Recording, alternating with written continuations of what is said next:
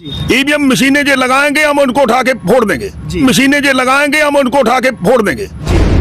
बात अंदाज बेखौफ जुबां मेवात आज तक। अस्सलाम वालेकुम, नमस्कार, सत श्री अकाल। मैं हूं अरशद बीसर और आप देख रहे हैं मेवात आज तक। आइए दोस्तों, आपकी जानकारी के लिए बता दें, इस वक्त मेवात आज तक की टीम पहुंच चुकी है पलवल किसान आंदोलन में और किसान भाइयों के बीच में हम यहां पहुंच चुके हैं। ये सामने किसानों का पूरा धरना है इधर, और यहाँ पर मेरे सामने कुछ जो है जिम्मेदार लोग यहाँ बैठे हैं। इनसे जानने की कोशिश करूंगा आखिर किस तरीके से इनकी तैयारी है दिल्ली जाने की। सर, सबसे पहले मेवात आज तक में आपका स्वागत है सर। Thank you. जो सरकार है, केंद्र की जो मोदी सरकार है, उसे अपने ऊपर इतना कॉन्फिडेंस है क्या कि 2 महीने से किसानों की बात सुनने को तैयार ही नहीं है? उन्हें ऐसा लगता है कि दोबारा वही आएंगे, किसानों की जरूरत ही नहीं है उनको? जो मोदी सरकार है वो तानाशाही की तरफ दौड़ रही है। डेमोक्रेसी जो है, democracy is the government to the people for the people by the people. तो उसको सारी बातों को ताक पर रखे इन्होंने जो ये फैसले किए हैं, ये इनके जो गलत हैं, जो किसानों का विरोध कर रहे हैं। MSP को अगर ये मान लें तो किसान आसानी से यहाँ से चले जाएंगे।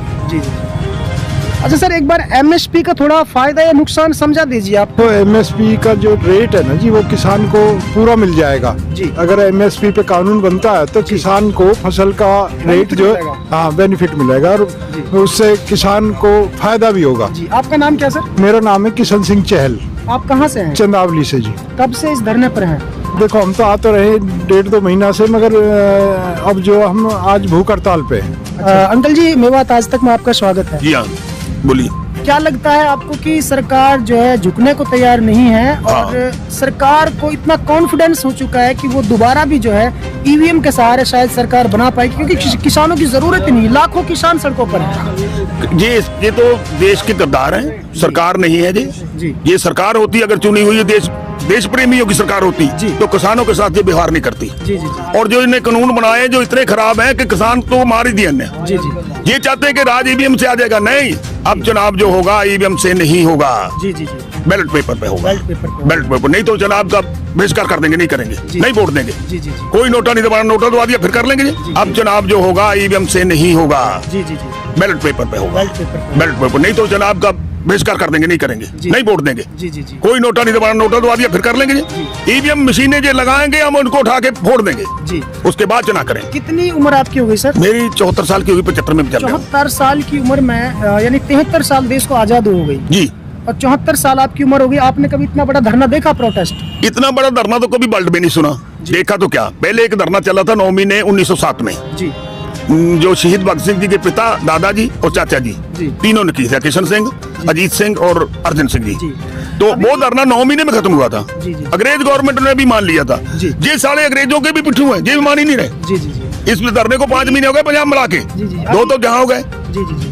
अभी किसान भाइयों के धरने के बीच में कुछ लोग पकड़े गए हैं और उनकी कुछ उन्होंने बताया भी एक भाई इस तरीके से कुछ मंशा थी कि पुलिस की नकली वर्दी पहन करके वो किसान भाइयों पर या फिर किसान भाइयों के जो नेतागण हैं, जैसे आप लोग स्टेज पर बैठे हैं, उन पर गोलियां चलाएंगे। क्या कुछ आप कहना चाहते हैं? मैं ये कहना चाहता हूँ, ये सब जो इनकी कारस्तानी है, ये चाहते हैं कि किसान आंदोलन कैसे फेल हो। डराना चाहते, डराना नहीं, किसान आंदोलन फेल करना चाहते हैं, ये भग जाए और अपना शासन करते रहे। लेकिन नहीं, ये कभी इनको उग्रवादी कहते हैं, कभी पाकिस्तानी कहते हैं, कभी खालिस्तानी कहते हैं, कभी हिंदुस्तानी बनाते हैं। हमें हिंदुस्तान नहीं चाहिए, पाकिस्तान नहीं चाहिए, खालिस्तान नहीं चाहिए, हमें भारत चाहिए, हिंदुस्तान नहीं भारत चाहिए। हम भारत माता की जय बोलेंगे, हिंदुस्तान की जय नहीं बोलेंगे, ना पाकिस्तान की जय बोलेंगे, ना खालिस्तान की बोलेंगे। हम खालिस्तानी नहीं है। हमारा धर्म, हमारा मजहब किसान है, हमारी जात किसान है। मजदूर किसान का नारा लगाएंगे और मजदूर किसान की एकता ही रखेंगे। इसके बाद इनसे जो होता कर ले, हम सबरे कानून वापस करवा के ही जाएंगे। ऐसा नहीं हो सकता ये कानून वापस ना करें, इनकी ताकत नहीं है। ये क्या, ये राजा थोड़ी है, महाराजा थोड़ी, हमने चुने हुए, हमारे जो नेता हमारे हमने बनाए, इनको बना सकते तो इनको हटा भी सकते हैं। अच्छा, एक जो अर्नब गोस्वामी जी है, उनके बारे में कई बड़े खुलासे मुंबई पुलिस ने किए हैं, उसके बावजूद भी ये सरकार उन पर तो कोई कार्रवाई करती नहीं है और किसान भाइयों की सुनती नहीं है। तो ये कहाँ तक आपको ठीक लगता है? इनको गुंडे जो खुद हैं, तड़ी पार अमित शाह, मोदी 2 साल सुपर उसमें जब हुई ना, ये 77 से पहले इमरजेंसी लगी है, 2 साल गुरुद्वारे में कच्छ में निकाले ने सरदारी बेस पहन के, 2 साल अंडरग्राउंड रहा। ये भी गुंडा, ये शरीफ नहीं है। अगर शरीफ होता, शरीफों से ऐसी बात करते। जो इनका जो तोमर है, तोमर डाकू है, ये चंबल में इनका खानदान है तोमरों का, चंबल के डाकू हैं जी। मैं तो समझता हूँ कि नहीं, सरकार ही गुंडों की है भाई। कभी नेता बनेगा कौन जो गुंडा दादा होगा जी। शरीफ आदमी कभी नेता नहीं बन पाएगा, उसको बनने नहीं देगा। सरकार की कहीं ऐसी मंशा तो नहीं कि जैसे एनआरसी CAA पर प्रोटेस्ट चल रहा था तो मुस्लिम बहन भाइयों को इन्होंने कुचल दिया था दिल्ली के अंदर, जी। और इनको जो धरना था वो खत्म कर दिया था, जबरदस्ती खत्म करवाया था। तो कहीं ऐसी मंशा तो नहीं किसान भाइयों किसी तरीके से यहाँ से वही इनकी मंशा जो शुरू से चली, अंग्रेजों वाली नीति इनकी, वोट डालो राज करो, मुसलमानों को मारो, अपने हिंदू भी मार लो, 2-4 जैसे मारे हैं बॉर्डर पे, अपने मिलिट्री वाले मार दो कि पाकिस्तान ने मार दिए, फिर पाकिस्तान को मारो, वो भी मुसलमान मारो, सिखों को मारो, सिखों ने इंदिरा को मार दिया। ऐसे सब गवर्नमेंट की नीति इनकी, क्या वो सब चोर हैं जी। ना कांग्रेस अच्छी ना बीजेपी अच्छी। हमें तो किसान का राज चाहिए, किसान मजदूर का राज होगा तो कुछ ना अपने पेट भर के रोटी खा लेगा। नहीं, अभी इन्होंने 70-75 साल में रोटी खाने नहीं दी। ये देश आजाद नहीं हुआ, ये देश गुलाम ही है, ये उनके पिट्ठू है, उन्हीं के खानदान में से, अंग्रेजों के में से। फूट डालो राज करो, वो ही कर रहे हैं। अच्छा, किसान भाई जो थे वो कह रहे थे लगातार कि 26 जनवरी तक हमें इंतजार है जी। 26 जनवरी से पहले हमारी बातें सरकार सुनती है तो ठीक है, अन्यथा हमारा सबर का जो बांध है वो टूट जाएगा। हम दिल्ली के अंदर जाके तो दिल्ली नहीं संभल पाएगी। मैं कहता हूँ देश का नुकसान नहीं होना चाहिए, सबर का बांध तो टूटेगा, आज नहीं कल टूटेगा, कभी तो टूटेगा। जब ये नहीं मानेंगे तो टूटेगा। क्यों? पहले क्या हुआ, महात्मा गांधी ने आजादी नहीं ले दी, जवाहरलाल नेहरू ने आजादी नहीं ले दी, तो शहीद हुए हैं बिस्मिल्लाह जी, कौन नहीं अस्पात बिल्कुल। अच्छा, बाकी शहीद भगत सिंह, राजगुरु सुखदेव, चंद्रशेखर, ये इनने सब जातियों ने मिलकर आजादी ली है। इनमें बताए ना गुजरात का शहीद कौन था, गुजरात में से कोई शहीद बता दें जो रानी अडवाणी शहीद है क्या? साले इनके खानदान शहीद है क्या? मोदी का खानदान शहीद है क्या? आजादी पंजाब ने ली है, हरियाणा ने ली है, उत्तर प्रदेश ने ली है, और मतलब MP में भी ली है कुछ, बंगाल ने ली, बंगाल ने बहुत अच्छी आजादी ली है। इनको आजादी का पता नहीं है। ये तो समुद्र के किनारे किनारे सब उनके वंशज है, सारे लंका वालों के, रावण के, जो राम की सीता ले गया था रावण, उसके पीछे बड़ा युद्ध हुआ, रावण खत्म हो गया, लंका मिट गई। और ये तो ये धरती माता को छीन लिया हमसे, ये धरती माता के चोर हैं। इनको तो किसान और मजदूर छोड़ नहीं सकता, पूरा हिंदुस्तान का पूरा वर्ल्ड इनके खिलाफ होगा। तो इसलिए इनको समझ जाना चाहिए। मैं तो कहता हूँ अभी भी मान जाए, हाँ एक काम मोदी ने अच्छा किया, मैं मानता हूँ, सिर्फ करूंगा उनकी, उसने हमें सब बिखरे हुए को संगठन बना दिया, हमारा किसान मजदूर का, पूरे देश के किसान को इकट्ठा कर दिया। हरियाणा और पंजाब को फूट डाली थी इनने, वो हरियाणा पंजाब भाई मिल गए, तो अब इनको नहीं छोड़ेंगे। इससे तो सर जो किसान आंदोलन आपका चल रहा है, इससे तो हिंदू मुसलमान की जो दूरियां इन्होंने पैदा की थी वो भी दूर हो गई, अभी और होगी, मोहब्बत में तब्दील होगी, सब लोग एक साथ बैठे। वही मैं बताता हूँ, हम किसके वंशज हैं, हम गुरु तेग बहादुर जी के वंशज हैं, जिनने शीश दे दिया पर सी नहीं करी।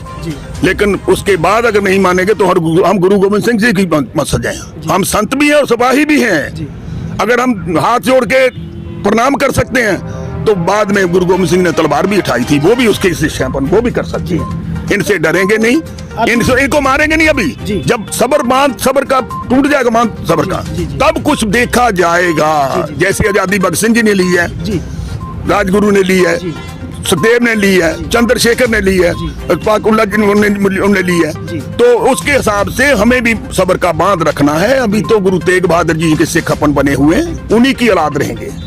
हाँ, जब अपने बाप की बात आएगी, वो हमारे दादाजी मान लो, जब बाप वाली बात आएगी फिर बाद में बताएंगे इनने क्या किया और हम क्या करेंगे।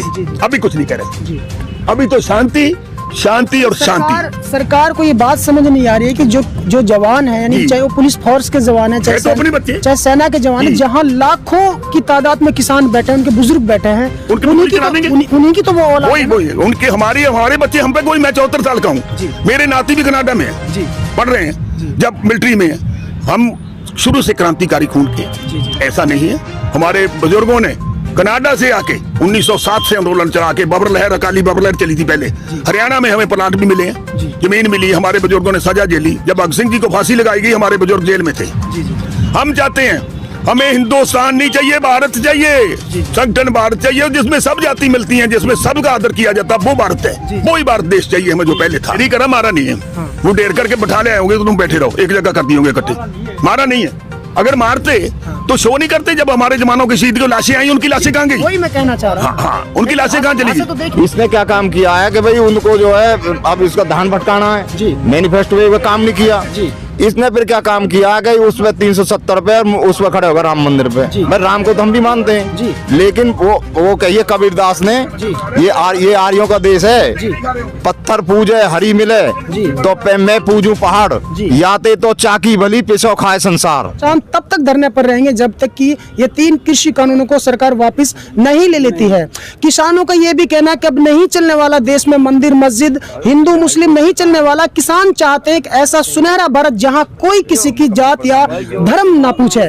प्यारे दोस्तों, यदि आप हमारी इस वीडियो को फेसबुक पेज पर देख रहे हैं तो हमारे पेज को लाइक कीजिए, शेयर कीजिए। यदि इस वीडियो को यूट्यूब पर देख रहे हैं तो हमारे चैनल को सब्सक्राइब कीजिए और बेल आइकन घंटी को दबा दीजिए। दोस्तों फिलहाल इतना ही, फिर लेकर हाजिर होंगे देश और दुनिया से जुड़ी ताजा तरीन खबरें। तब तक आप बने रहिए सिर्फ और सिर्फ मेवात आज तक के साथ।